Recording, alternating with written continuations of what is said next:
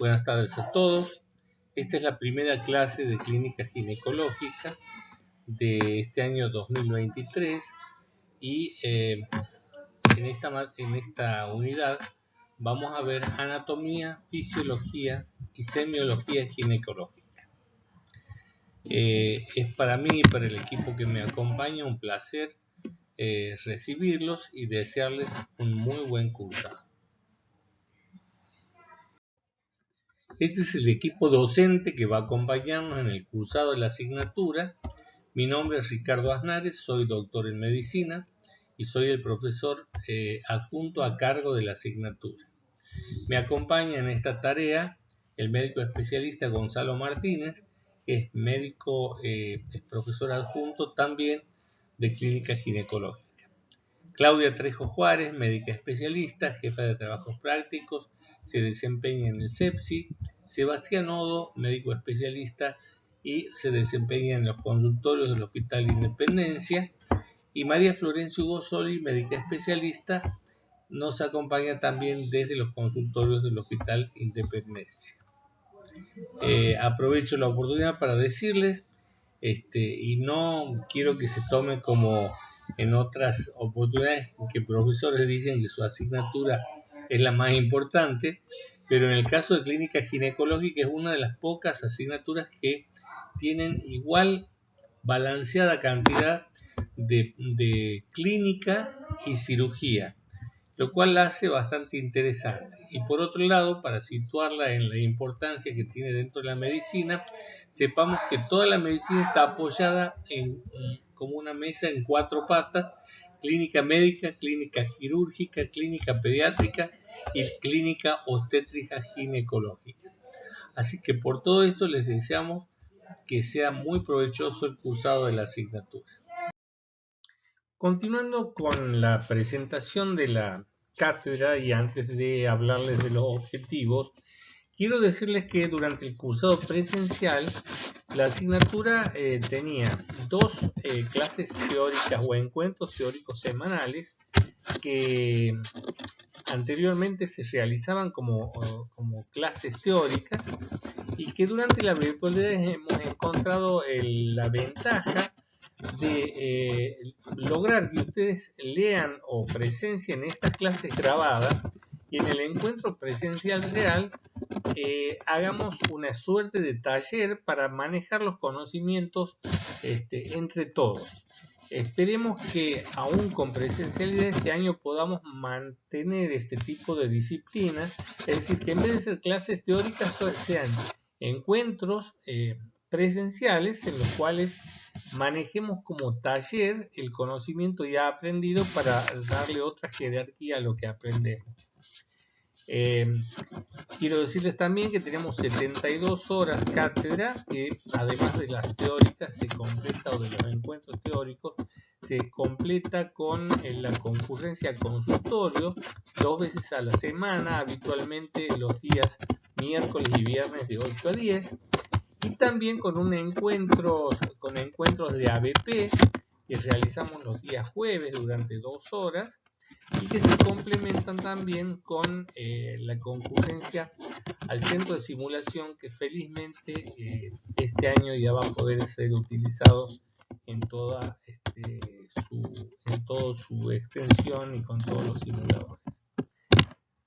Con respecto a los objetivos, el objetivo de esta clase, y en todas trataremos de darle el objetivo, que en general entre las 12 clases en total tendrán la finalidad de abarcar lo que llamamos competencias de la especialidad, es decir, las habilidades que ustedes tienen que llevarse del cursado y la aprobación de esta asignatura. Entonces, los objetivos de esta clase es conocer la anatomía y la fisiología del aparato genital femenino en relación a la patología prevalente, es decir, no queremos repetir como loros en esta clase todo lo ya aprendido por ustedes en el curso de anatomía y fisiología, sino que queremos detenernos en los puntos más importantes vinculados a la patología prevalente. Queremos también que ustedes conozcan las características del consultorio, como entorno de la consulta médica y la actitud del médico de familia o ginecólogo, su comunicación y su vestimenta dentro de la relación médico-paciente ginecológica, relación que es muy especial, dado que la paciente tiene en el momento de la consulta tiene que mostrarnos su intimidad y tenemos que ser muy respetuosos en el resguardo de la misma, especialmente con el uso de un lugar donde puedan quitarse la ropa, con un biombo y ropa adecuada para cubrirse con cada una de las partes del examen que realicemos. Debemos saber realizar el examen, la anamnesis, el examen ginecológico bimanual y abdominal, la colocación del espéculo, la exploración visual con especial interés en la toma de material para citología, cultivo de flujo y secreciones endocervicales o material para estudio de HPV. Y debemos saber interpretar los distintos exámenes de laboratorio y complementarios necesarios para los diagnósticos diferenciales más prevalentes de la especialidad. La pelvis está compuesta de un continente y un contenido. El continente es la pelvis ósea, los ligamentos, músculos del piso pelviano. Y el contenido está dado por los genitales internos y sus medios de sostén. La pelvis ósea está formada por 4 huesos, 2 centrales, el sacro y el coxis. El sacro está formado por 5 vértebras fusionadas y el coxis está formado por entre 4 y 6 vértebras fusionadas también. El coxal es un hueso embriológicamente formado por 3 huesos, el ilion, el isquion y el pubis, que se reúnen alrededor del acetábulo donde va a articularse la cabeza del fémur. En este continente, que es la pelvis, vamos a resaltar algunos puntos que son de importancia. En primer lugar, les voy a mostrar el promontorio, que es el borde antero superior del sacro. La importancia que aquí estoy marcando, la importancia del promontorio es que anatómicamente coincide con la zona de bifurcación de la aorta en las 2 arterias ilíacas primitivas y es también la zona donde se fija el punto de la colposacropexia, que es una cirugía que se utiliza para realizar suspensión de los prolapsos por la vía abdominal. En segundo lugar, le llamo la atención sobre el ligamento de Cooper, que se encuentra aquí en el borde superior del pubis y que está formado por la fusión de la vaina de ambos rectos anteriores cuando se fijan al pubis. Esta zona es de importancia anatómica porque permite fijar la vagina en la operación de Burch, que es una operación que se utiliza en la incontinencia de orina de esfuerzo. Es una operación antigua, pero que en algunos casos se la sigue utilizando. En segundo lugar, en tercer lugar, el ligamento sacroespinoso o sacrociático menor, que es este que estoy marcando aquí, que va desde la espina isquiática hasta el sacro. Este ligamento se utiliza en la colposacropexia, que se realiza por la vía vaginal, que es una cirugía dirigida a corrección de prolapsos, y se la suspende a la vagina a ese ligamento, y que también junto con el ligamento sacrotuberoso divide y forma los 2 agujeros ciáticos, el agujero ciático mayor y el agujero ciático menor. Otro punto anatómico que tiene su importancia es el agujero obturador con su membrana obturatriz, que es por allí donde se cruzan los slings que se usan también para tratar la incontinencia de orina de esfuerzo. En cuanto a los músculos del piso pelviano, el principal de ellos es el elevador del ano, que está compuesto por un aspubococcigio y otro isquiococcigio. El pubococcigio está formado por el pubo visceral, pubo vaginal, pubo anal y pubo perineal. Y finalmente por el pubo rectal. El isquiococcigio es un músculo de inserción lateral. Aquí teníamos los músculos que enumerábamos recién. Aquí tenemos, por ejemplo, el pubococcigio, que está formado por los haces pubo viscerales, el pubo vaginal, el pubo rectal y el pubo perineal, que termina aquí.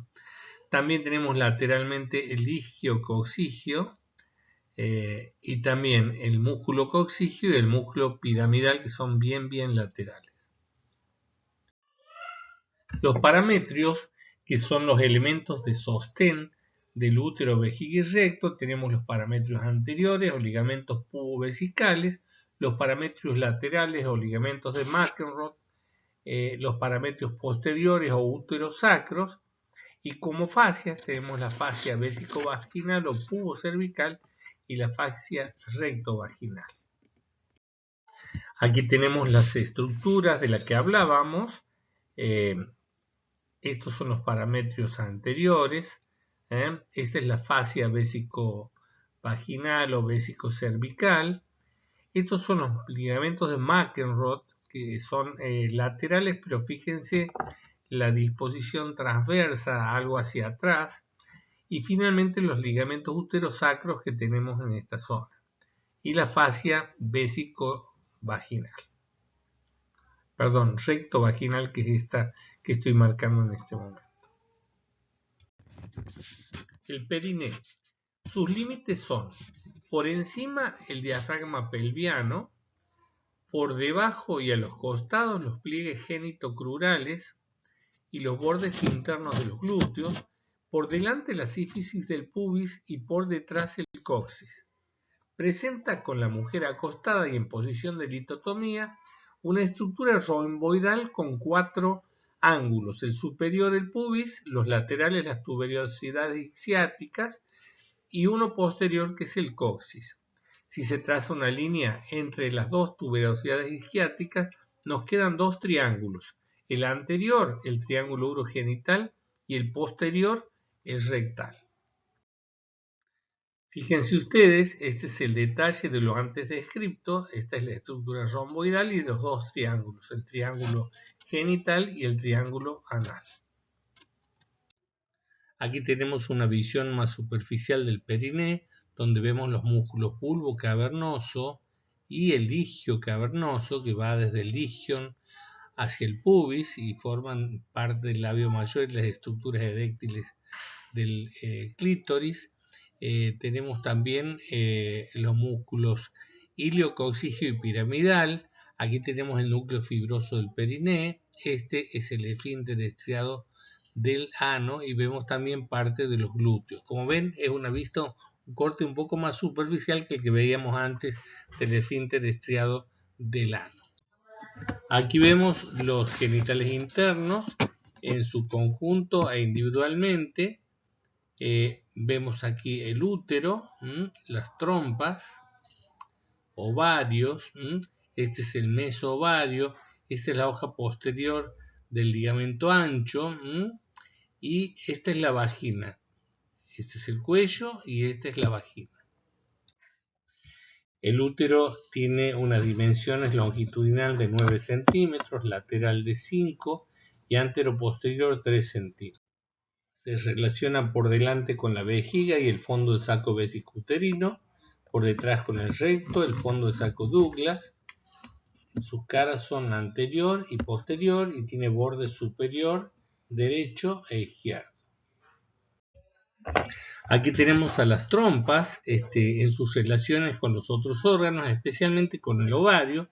Ambos mesos, el de la trompa y el de ovario, se unen en el centro, quedando ambos adheridos a la región superior del ligamento ancho, y donde comparten parte del arco de vascularización, por lo cual cuando uno quiere extirpar alguno de los dos órganos sin extirpar el otro, tiene que tener cuidado para no causarle problemas de vascularización que produzcan isquemia y se pierde el otro de los órganos.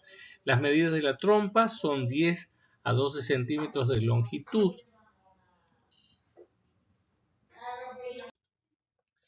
Este es el ovario, entonces, mide 2 por 3 por 4, se encuentra en la región posterior al ligamento ancho. Fíjense de nuevo el detalle de ambos mesos, el meso ovario que se une al meso de la trompa, ambos en la región superior del ligamento ancho.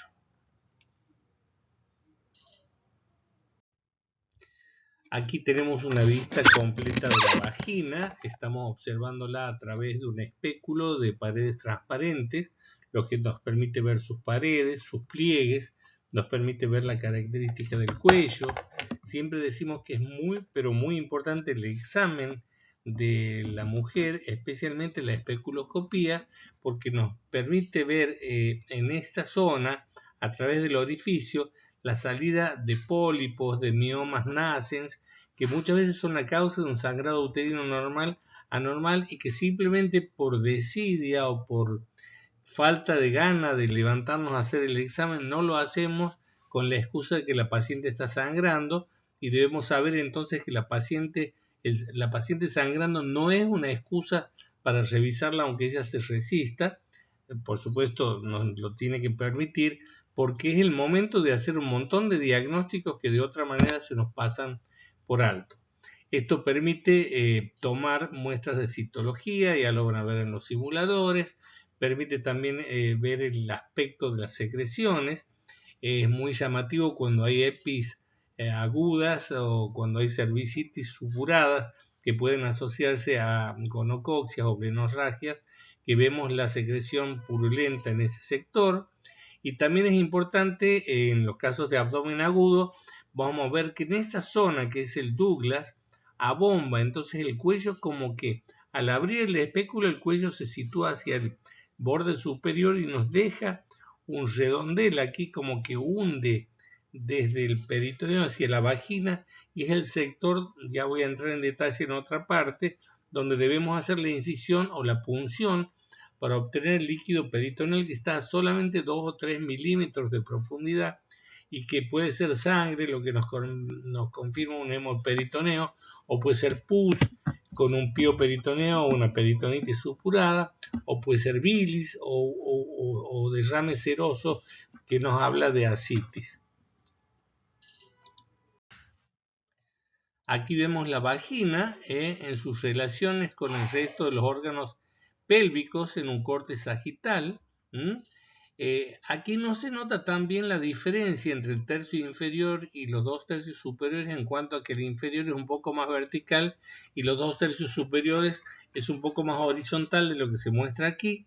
Su longitud es de 7 a 8 centímetros y su diámetro 3 centímetros. Aquí tienen sus relaciones con la vejiga, con el recto, con la vulva y con el útero. Aquí tenemos la vulva. Siempre tenemos que acostumbrarnos a examinarla, primero la línea media y de adelante hacia atrás, y luego los laterales, para no olvidarnos de ninguno de sus muchos detalles. Aquí tenemos en primer lugar el clítoris con su capuchón, que está formado por unos repliegues provenientes de los labios menores. A continuación tenemos el orificio uretral. A continuación el orificio vaginal bordeado por el himen. A continuación tenemos los labios menores, que son 2 repliegues delgados que tienen diversas formas, ya vamos a tocar el tema, y cuyo región posterior se llama horquilla. A continuación tenemos el núcleo del perineo y a continuación el ano. Hacia los laterales tenemos 2 repliegues, que son los labios mayores, que son unos repliegues de menos altura, y a continuación está el pliegue genital, que es lo que separa con los muslos, que aquí no lo vemos con mucha claridad.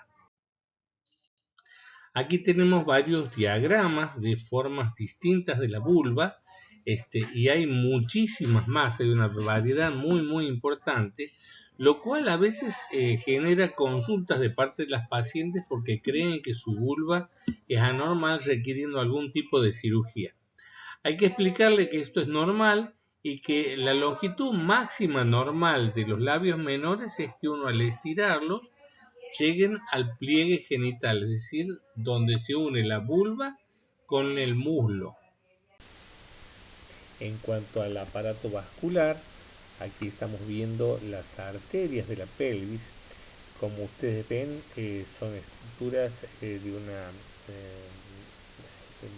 muy complicadas en cuanto a su morfología y a su distribución. No vamos a insistir con demasiado detalle, pero sí los accidentes importantes que tienen vinculación con la patología que podemos causar tanto desde el punto de vista clínico como quirúrgico por desconocimiento de algún detalle importante. Aquí vemos la bifurcación de la aorta a la altura aproximadamente del promontorio, como yo les decía antes, en arterias ilíacas primitivas, luego en ilíaca externa, que se continúa con la femoral y que da ramas parietales casi todas, y la hipogástrica o ilíaca interna, que tiene ramas viscerales hacia los órganos centrales de la pelvis, donde tenemos la umbilical, que es la primera, sigue la vesical, la vaginal, la uterina y la rectalio-hemorroidales. La estructura venosa, que en general acompaña a las arterias en su distribución.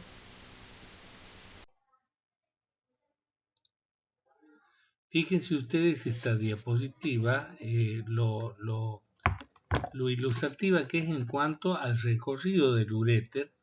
Fíjense lo próximo que se encuentra al infundíbulo pélvico, donde vienen los vasos ováricos. Aquí está extirpado el ovario y las trompas, pero fíjense lo cerca que pasan las cirugías de oforectomía. Estos son los vasos útero-ováricos que están seccionados. Y se ve también perfectamente diagramados los parametrios, el parametrio lateral, parametrio anterior y parametrio posterior o útero-sacro. Fíjense ustedes el uréter, cómo sigue una trayectoria pegada a la hoja posterior del ligamento ancho, después penetra en el parametrio lateral, en el ligamento de McEnroe, y pasa exactamente por debajo de la uterina. Fíjense, esta es la arteria hipogástrica que va con su rama, la vesical larga por un lado, la uterina pasa por el medio del parametrio y pasa por encima del uréter. Esta otra es la arteria ilíaca externa.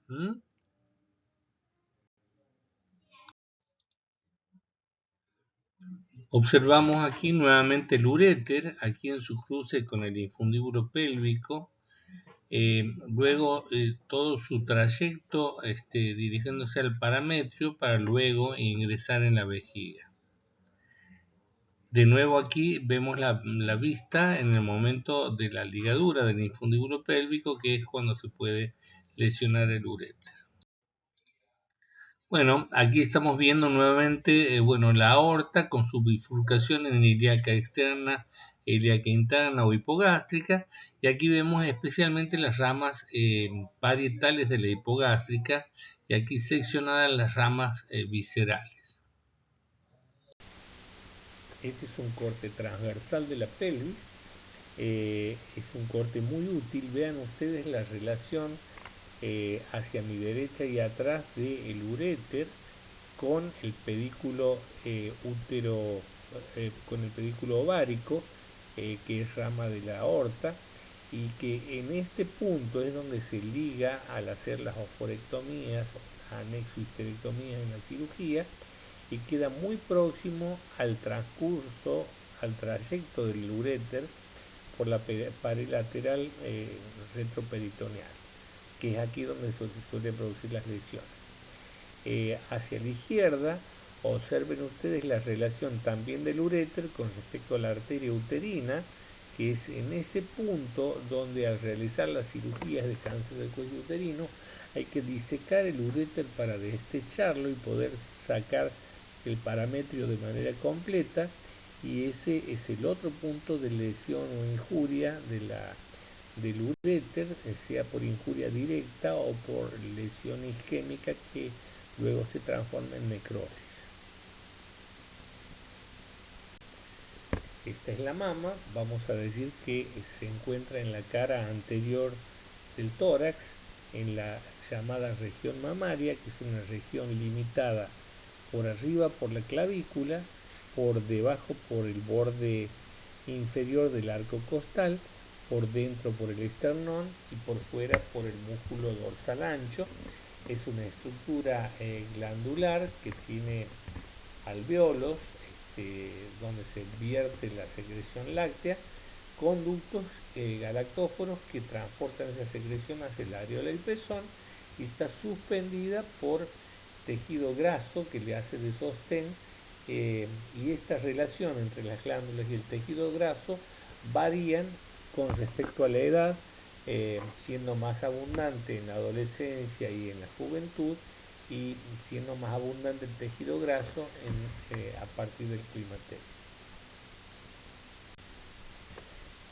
Es de gran importancia en las mamas la estructura arterial, venosa, linfática y nerviosa de la región de la axila, por su importancia patológica y sobre todo por su importancia quirúrgica a la hora del tratamiento. Está recorrida por grandes vasos arteriales y venosos que llevan toda la irrigación y inervación del miembro superior, y en el espesor de la grasa axilar se encuentran los ganglios linfáticos que recogen todo el flujo linfático de la mama, con la importancia oncológica que esto tiene. Ya lo vamos a ver cuando estudiemos la patología mamaria. Antiguamente hacíamos grandes disecciones, pero hoy en día se realiza la técnica del ganglio centinela, donde sacando un solo ganglio nos permite estudiar el estado de la axila con prácticamente ínfima agresión para la paciente. Los grupos ganglionares axilares, hay distintas clasificaciones en cuanto a topografía, superficiales, profundos, etc. Nosotros vamos a elegir una simple clasificación que tiene por referencia al músculo pectoral menor, y diremos que son los ganglios del nivel 1 o bajos, los que están por debajo del borde inferior del pectoral menor; del nivel 2 aquellos que están por detrás del músculo pectoral menor; y el nivel 3 el que está por encima del músculo pectoral menor, que se llama también vértice de la axila.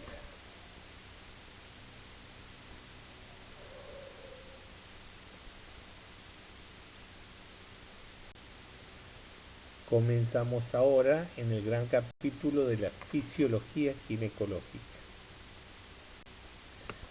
Este es el eje hormonal o comando hormonal del aparato reproductivo humano.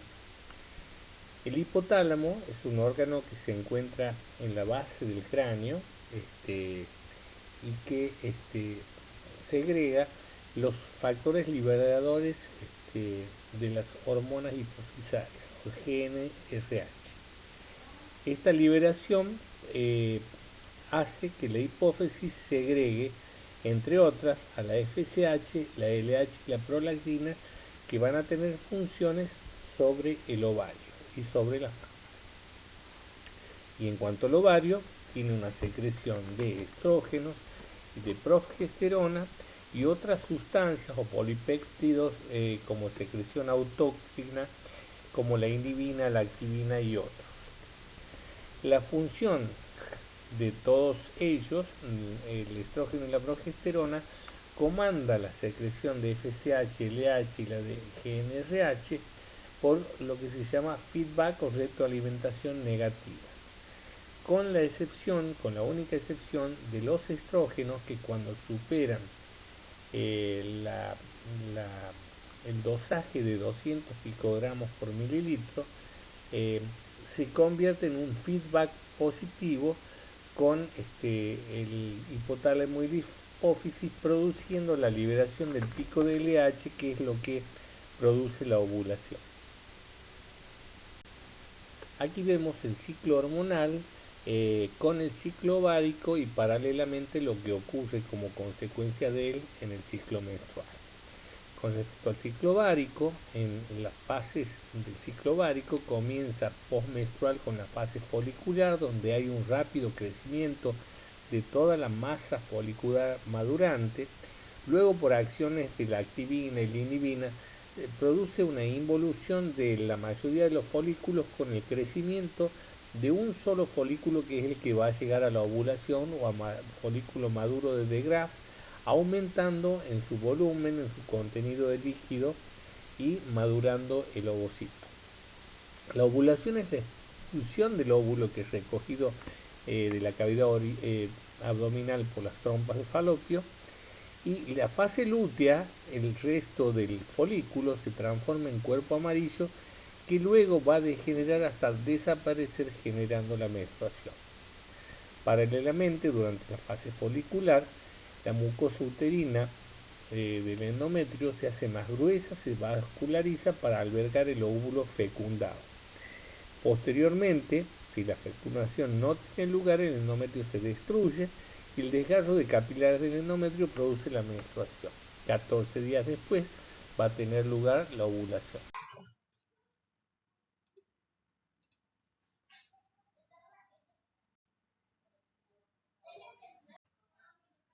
A mí me gusta jugar con este diagrama del arbolito para que se entienda bien cómo funciona el endometrio bajo la influencia del estrógeno que se secreta en la primera fase y la progesterona que se secreta en la segunda fase, considerando además que tanto la proliferación como la secreción tienen un umbral. Aquí hemos graficado como proliferativo o como respuesta a la acción del estrógeno, que el arbolito se nos cubre de hojas, nos aumenta el follaje hasta adquirir determinado tamaño, regulado siempre porque en el momento de la ovulación va a caer el estrógeno, por lo tanto no se va a proliferar más y va a aparecer la progesterona, y nos va a hacer que el arbolito, además de hojas, se llene de flores. Aquí están graficadas en amarillo. Hablo de umbrales porque el endometrio es un tejido que cuando pasa cierto umbral de crecimiento, dado por la proliferación y la secreción, se cae de manera ordenada, es decir, tiene un otoño parejo. Se cae y por lo tanto la menstruación dura lo que tiene que durar entre el periodo que ustedes saben, entre 2 y 7 días.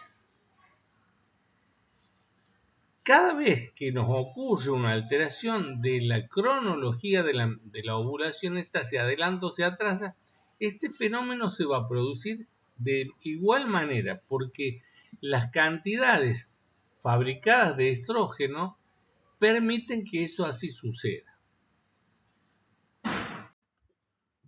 Fíjense en este último gráfico. Lo primero que quiero que noten es en las ordenadas, aquí abajo en el eje de abajo, la cantidad de días que yo he puesto. Fíjense el ciclo, la longitud del ciclo que graficaba en los otros gráficos está aquí, 28 días. En el ciclo sin ovulación ocurre que al no ovular puede haber dos situaciones: que haya un ciclo hipoestrogénico, o sea, con baja fabricación de estrógeno, y un ciclo hiperestrogénico con alta fabricación de estrógeno. Y aquí se nos vamos a apreciar también el efecto umbral que yo les decía antes. En este caso, este es un ciclo hipoestrogénico, este ciclo que estamos viendo aquí al inicio del día 1 al 28. Este ciclo, como tiene baja cantidad de estrógeno y no ha habido progesterona, no ha alcanzado el umbral de deprivación y por lo tanto no hay menstruación. La menstruación recién se va a producir en el día 50. A partir de ahí, este ciclo comienza a tener un efecto hiperestrogénico porque la acumulación del estrógeno, aunque sea baja, empieza a hacer proliferar a nuestro endometrio. Fíjense este arbolito es mucho más grande comparativamente al que hubiera habido en un ciclo de 28 si comparamos el tamaño del gráfico de 1,28 como teníamos en el cuadro anterior. Este arbolito llega a este tamaño y no depriva porque no está segregado, a pesar de que tiene un volumen mayor. ¿Cuándo va a empezar a deprivar? Cuando pase el umbral de proliferación del estrógeno y entonces vamos a tener sangrados uterinos anormales por el momento escaso. Posteriormente, si sigue el proceso, el estrógeno va a seguir proliferando el endometrio y aquí, una vez pasado determinado tiempo, vamos a empezar a tener una deprivación muy pero muy abundante con el árbol todavía a medio desprenderse, a medio deprivar ese endometrio, o sea, con un otoño absolutamente desordenado donde la cantidad menstrual es alta. Por supuesto, desde el tema sincrónico, esto va a ocurrir a cualquier fecha y va a tener cualquier duración, porque así como puede cortarse espontáneamente, este cuadro puede persistir en el tiempo y si no lo medicamos no vamos a solucionar. Y aquí también es útil ver si nosotros a este ciclo, en este momento, le damos un tratamiento solamente con progesterona, que sería que le falte, el arbolito va a seguir sangrando, porque por más que le pongamos flores aquí, tiene que proliferar para que se curen, cicatricen las heridas por las cuales está sangrando. Entonces, siempre en el tratamiento dar estrógenos y progesterona a la dosis que ya van a ver cuando se trate el tema respectivo. Aquí tenemos la función tubárica, donde una vez producida la ovulación, el óvulo cae en el fondo de saco de Douglas y los espermatozoides suben por el útero, penetran las trompas y llegan al peritoneo, donde van a encontrarse en cualquier parte de este trayecto con el óvulo recién ovulado. Si el encuentro se produce en el fondo de saco de Douglas, la trompa va a alzar al embrión del fondo de saco de Douglas y lo va a transportar por su actividad fimbrial hasta la cavidad endometrial. Y si no se ha fecundado, la trompa, que también se llama oviducto, porque ahí se forman los huevos, va a servir como lugar de fecundación para este embrión. En ambos casos, el embrión fecundado va a llegar al útero en lo que se llama ventana de implantación, que es entre los días 22 y 24 de un ciclo menstrual de 28 días.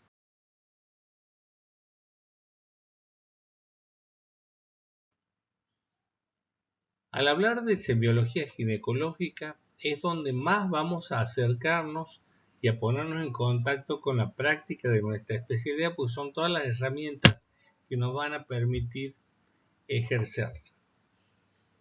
En cuanto a la consulta ginecológica, es muy importante que tengamos en cuenta el ambiente donde ésta se va a desarrollar, teniendo en cuenta también en especial que nuestras pacientes son mujeres y que en este ambiente debe haber una vestimenta adecuada para ella, debe que resguarde su privacidad, debe haber una presentación personal del médico muy cuidada y con su indumentaria cuidada de igual manera.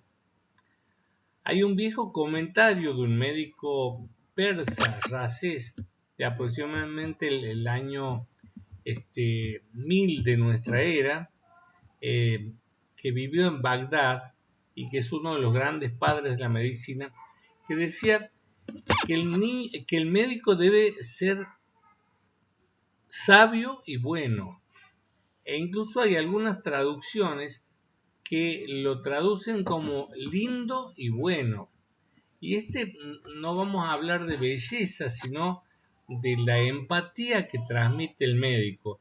Entonces, en esta transmisión de empatía y en esta vinculación de nosotros con nuestra paciente, tiene que ser muy importante la forma en que llevamos nuestra vestimenta, cómo nos presentamos. sin excesos y sin descuidos, vamos a decirlo de una manera decorosa. También aquí es importante nuestra actitud de tratar de llegar a todas las antecedentes que el paciente puede tener vinculados a los datos positivos que buscamos para poder arribar a nuestro diagnóstico. Y en esta aproximación tiene mucho que ver nuestra forma de comunicarnos. Si ustedes repasan el programa de nuestra especialidad, van a fijarse que todos estos temas están perfectamente aclarados y que es nuestro deseo tratar de inculcarles que, no es, que su manera de comunicarse debe ser una manera fácilmente entendible por el paciente, desprovista de términos científicos, para que la comunicación se dé de manera natural y el mensaje sea recibido tal como deseamos emitirlo. Con respecto al motivo de consulta, puede la misma ser por control periódico de la salud ginecológica, por aparición de síntomas o por seguimiento de un tratamiento.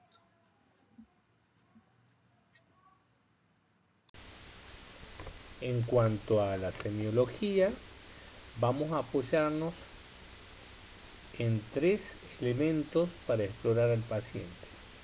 La anamnesis o interrogatorio, que es lo más importante de nuestra semiología y de nuestra habilidad médica, es a través de nuestro diálogo con el paciente tratar de extraer todos los elementos que puedan conducirnos a un diagnóstico.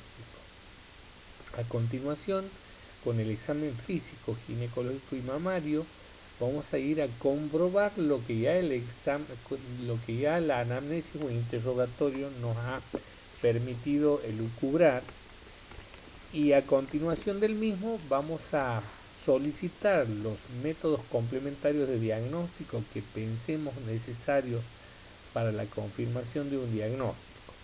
Y finalmente vamos a ir registrando todos estos hechos en una historia clínica que nos va a servir como resguardo médico legal y de consulta para próximas visitas del paciente.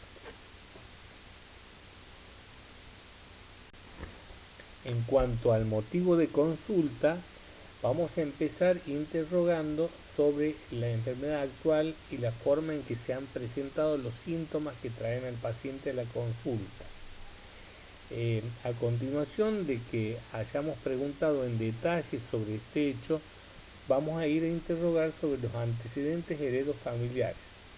Ustedes saben la importancia que tiene este interrogatorio a los efectos de tratar de localizar si la paciente tiene antecedentes de las patologías más prevalentes y que tienen un impacto familiar en la ginecología.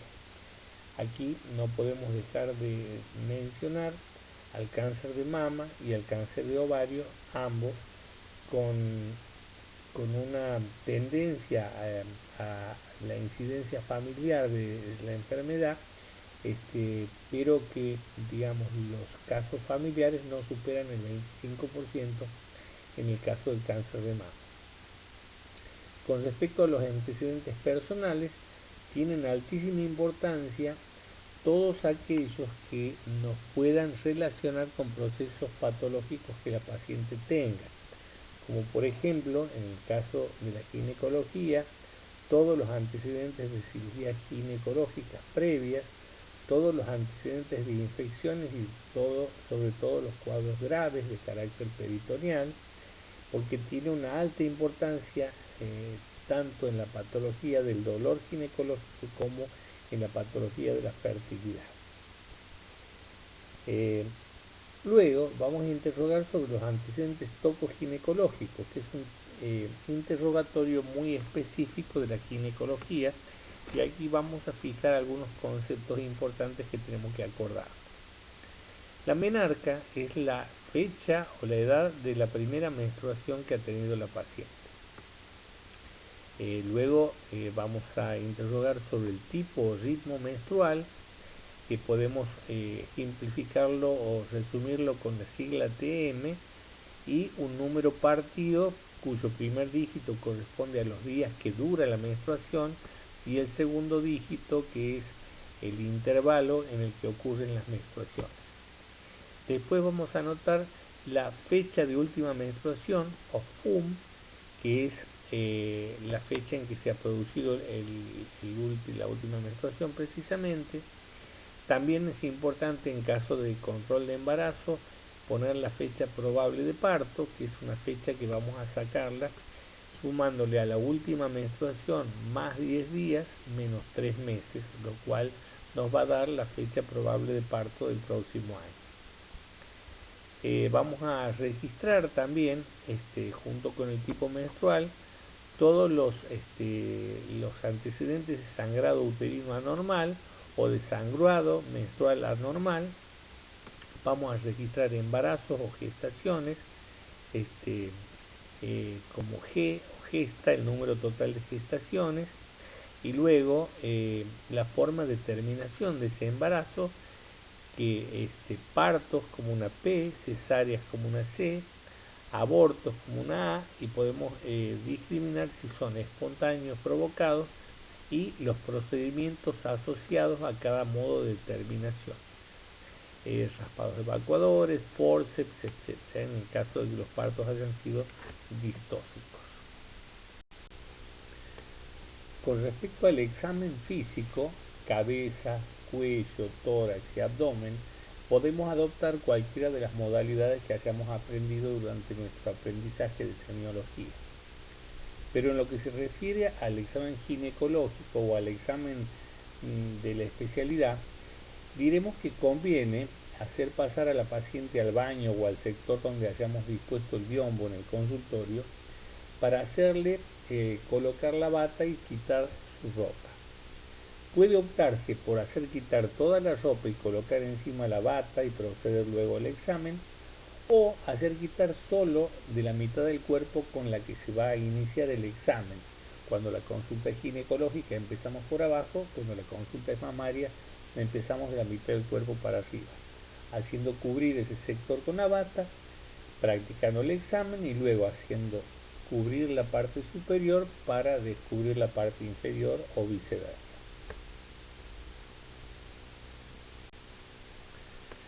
Cuando se necesite realizar un examen del abdomen superior, el médico estará parado a la derecha de la paciente y se podrá realizar el examen de todo el abdomen siguiendo el orden que nos ha enseñado la semiología, sencillamente desde la posición de litotomía, porque la flexión de las piernas nos favorece la relajación de los músculos del abdomen y nos hace más fácil el examen. Una vez concluido esto, podemos desplazar la bata y entonces sentarnos delante de la paciente haciendo llegar sus glúteos hasta el borde de la camisa. En ese momento y con guantes colocados, expondremos el introito con los dedos índice y pulgar de la mano izquierda, permitiendo la correcta visualización, apartando los labios menores, y a continuación introduciremos el espéculo. Normalmente usamos un espéculo bivalvo, descartable o no, el cual lo apoyaremos con uno de sus bordes en la hora 2 y el otro en la hora 8, y haciendo una leve presión hacia el periné, lo introduciremos en la vagina lentamente e inclinándolo para que los bordes alcancen la hora 3 y la hora 9, o sea, llevándolos de la oblicua a la horizontal sin llegar del todo hasta el fondo de la vagina, para que ahí, cuando comencemos a abrirlo, no impactemos con el cuello para evitar lesionarlo.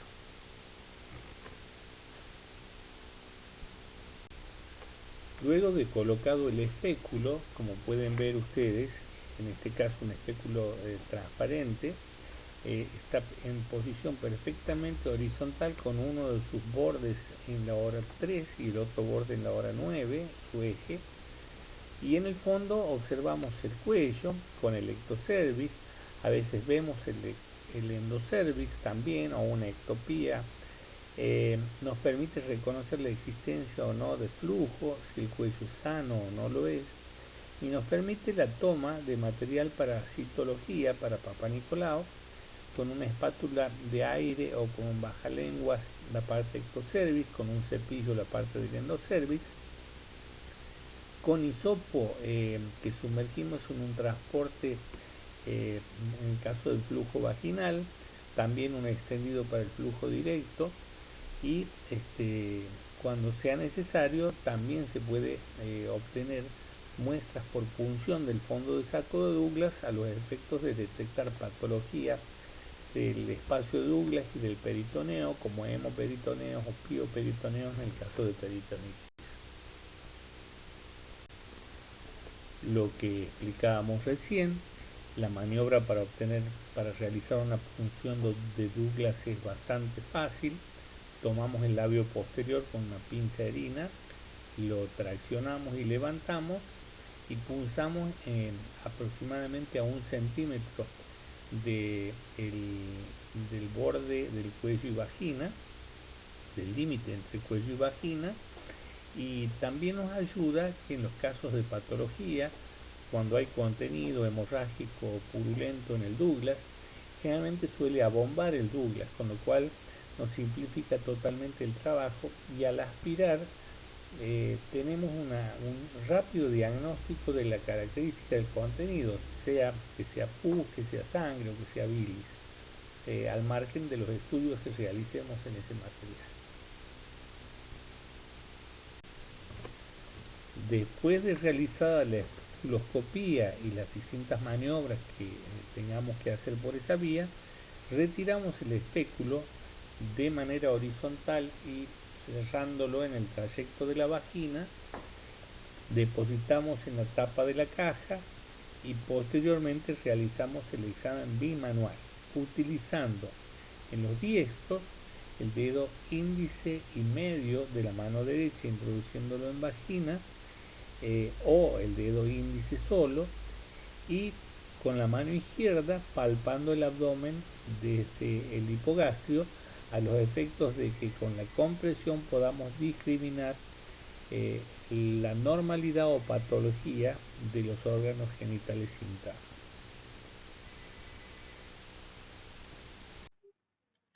En cuanto a la patología mamaria, igual que con el resto de la clínica, estará basado básicamente en una anamnesis dirigida al síntoma preciso de consulta y un interrogatorio alrededor de la aparición del mismo, luego un examen mamario y estudios complementarios, que luego complementaremos con toda seguridad en la clase de patología mamaria.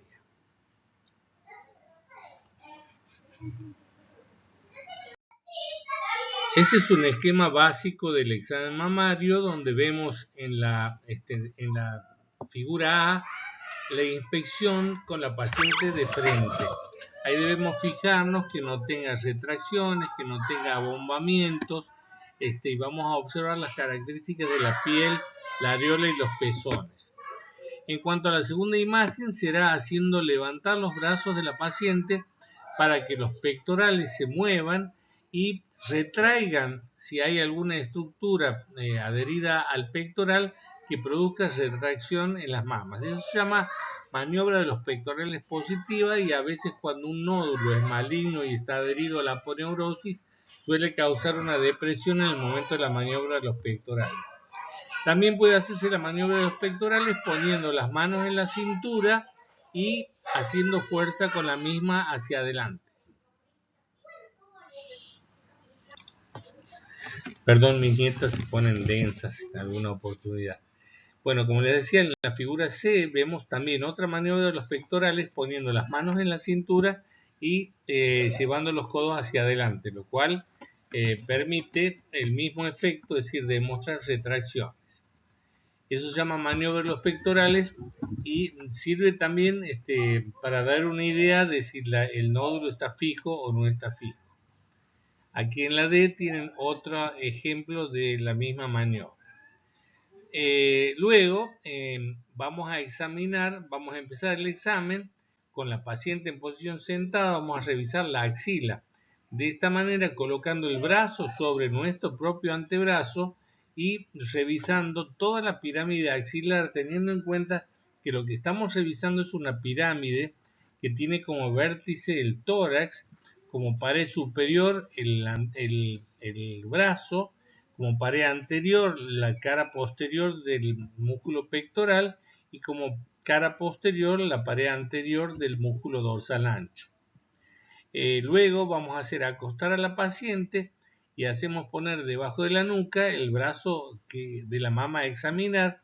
En el caso que el examen lo hagamos nosotros, ponemos los dos brazos detrás de la nuca y revisamos. En general conviene la palpación bimanual, usando las mamas como pianito y tratando de tocar con la yema de los dedos y con todo el cuerpo del dedo, haciendo como un escaneo con ambas mamas, pasando sobre todas las zonas de la mama, siguiendo una dirección circular y haciendo siempre el mismo esquema en una circulación, como siguiendo las agujas del reloj, horaria o antihoraria, como más tengamos costumbre. Con respecto a los estudios complementarios, hablando de laboratorio, pediremos la rutina común, que sería hemograma, eritrosedimentación, glucemia, uremia y orina completa. En algunos casos por edad podemos pedir para descartar factores de riesgo cardiovasculares, colesterol y triglicéridos, y en algún caso de duda con urea aumentada pediremos también la creatinina para descartar insuficiencia renal. En cuanto a los estudios específicos de la especialidad, para estudio del eje y hormonales, tengamos presente la beta subunidad de gonadotropina coriónica, HCG, en su modalidad cualitativa, o sea, positivo-negativo, o cuantitativa, cantidad de mililitros contenido de la beta subunidad en sangre. Esto nos sirve particularmente para pedir una curva de beta HCG, que serían 2 dosajes con 48 horas de diferencia, que usamos de manera práctica para descartar embarazo normal de embarazo ectópico. También pediremos FSH-LH para estudios de la hipófisis, estradiol y progesterona para estudio de los ovarios y de la fase lútea, testosterona, dehidroepiandrosterona, androstenediona e hidroxiprogesterona en los casos de hiperandrogenismo.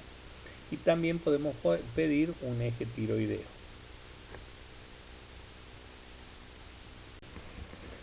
En cuanto a diagnóstico por imágenes, la ecografía es el estudio más importante de la especialidad, porque permite un amplio diagnóstico de la patología ginecológica y es absolutamente inocua en cuanto al embarazo y en cuanto a ninguna otra situación clínica. La ecografía puede realizarse por vía transvaginal, por vía ginecológica, por vía abdominal, y también podemos pedir el Doppler, la ecografía Doppler, que nos ilustra en distintas patologías, con especial referencia al Doppler de la arteria ovárica, que nos permite el diagnóstico entre benignidad y malignidad de las masas ováricas. Con respecto a la ecografía transvaginal, diremos que si bien es cierto que es un poco menos tolerada por pacientes más sensibles, pero es muchísimo más cómoda, ya que no requiere el lleno pleno de la vejiga para la realización del estudio. En cuanto a la radiología, un antiguo estudio que sigue en vigencia es la histerosalpingografía, que es una radiografía de contraste, ya las veremos en las distintas patologías a estudiar, que consiste en inyectar a través de una cánula colocada en el cuello del útero de una sustancia de contraste que, al ir pasando por la cavidad endometrial, las trompas y cayendo al peritoneo, nos ilustra sobre la integridad anatómica de estos órganos y, por contraste, las patologías que comprimen la cavidad uterina y que obstruyen la luz tubaria. En cuanto a la resonancia magnética y a la tomografía computada, digamos que estos estudios de alta complejidad es mucho más importante la resonancia magnética que la tomografía en cuanto a la pelvis, ya que permite una mayor resolución de detalles. La tomografía no debiera indicarse para la cavidad pelviana. Sí es útil para el estudio de ganglios y para la ecografía, para la tomografía computada abdominal, pero no la pelviana. Para el estudio de la pelvis conviene realizarse la resonancia magnética antes que la tomografía. Y finalmente, el PET, que es la tomografía de positrones, es un estudio de principal indicación en oncología ginecológica porque es un estudio que marca imágenes en base al comportamiento metabólico de los tejidos, lo cual nos permite ver imágenes positivas para recidivas tumorales o para fijar perfectamente los límites de la patología oncológica que estamos estudiando. Y hay que tener en consideración nada más que para que el estudio dé positivo necesitamos por lo menos una masa de 1 a 2 centímetros de recidiva para que el estudio reaccione como positivo. Con respecto a los estudios complementarios mini-invasivos, diremos que la histeroscopía y la laparoscopía son estudios quirúrgicos que se realizan con el paciente en condiciones quirúrgicas, sea con o sin anestesia general en el caso de la histeroscopía. En primer lugar, la histeroscopía consiste en la observación de la cavidad endometrial a través de una cámara que se introduce con la que se accede a una óptica que puede tener diámetros pequeños de hasta 3 milímetros, las más habituales o comunes son de 5 milímetros y que permiten el diagnóstico anatómico e histopatológico de lesiones de la cavidad endometrial. Con diámetros mayores se puede introducir un resectoscopio y nos permite mini cirugías, extirpación de pólipos y miomectomías hasta determinados tamaños.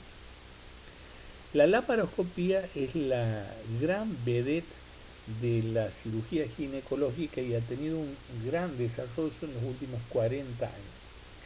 Este estudio se origina en la ginecología y más precisamente en la subespecialidad de la fertilidad para el estudio de la patología tubárica y se realizaba inicialmente por incisión del fondo de saco de Douglas e introducción de un aparato tubular con sistemas de lámpara y visión directa utilizando espejos. Esto se fue perfeccionando en el tiempo hasta que actualmente se realiza un neumoperitoneo con distensión de la cavidad abdominal con gas y posterior ingreso de un trocar de 10 milímetros por el que se coloca una cámara. Esto nos permite luego, bajo visión directa, colocar 3 o 4 trócares más de diámetros de entre 5 y 10 milímetros, por los cuales se pueden colocar todo el instrumental necesario para desarrollar cualquier cirugía. Esta cirugía, que originalmente fue ginecológica y observando con el ojo sobre la óptica, con el advenimiento del video que permitió colocar una pantalla y observar toda la cavidad abdominal por el cirujano y los ayudantes y el equipo quirúrgico, permitió realizar cada vez mayores operaciones y permitió que esto se expandiera al resto de las especialidades quirúrgicas, en especial la cirugía de vesícula biliar y posteriormente a todos los tipos de cirugía abdominal, incluyendo la cirugía oncológica del colon, y también a cirugías de la cavidad torácica como la toracoscopía o la videotoracoscopía. Finalmente, la urodinamia, que es un estudio no quirúrgico que se realiza en consultorio, es un estudio en el cual se coloca una sonda vesical, se hace sentar a la paciente en una silla fenestrada, sin ropa interior, en la cual debajo lleva colocada una balanza de precisión que permite medir hasta mínimos escapes de orina, y finalmente un sensor de presión que se coloca con una pequeña bolita de goma en el recto que permite los registros de presión intravesical e intraabdominal, y por supuesto a medida que se instila una solución fisiológica en la vejiga, permitir viendo las respuestas de la vejiga a la distensión y a la presión. El resultado de esto es un estudio, es un registro de varias bandas que muestran estos tres órganos y es similar a un electroencefalograma o un electrocardiograma que se puede interpretar las distintas patologías vinculadas a la incontinencia de orina de esfuerzo, de urgencia y mixta.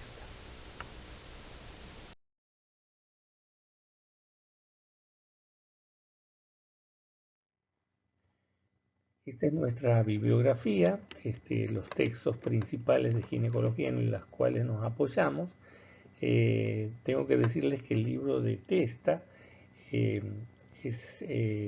es una edición del 2014, este año hay una nueva edición que por motivo de la cuarentena no hemos tenido tiempo de agregar a la biblioteca de la facultad, pero va a haber una copia de la edición vieja en la carpeta ginecología de Google Drive para que pueda ser consultada.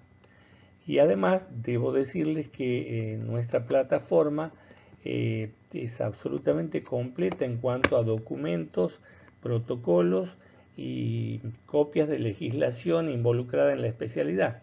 Así que creo que tienen un bagaje de material teórico de consulta bastante importante.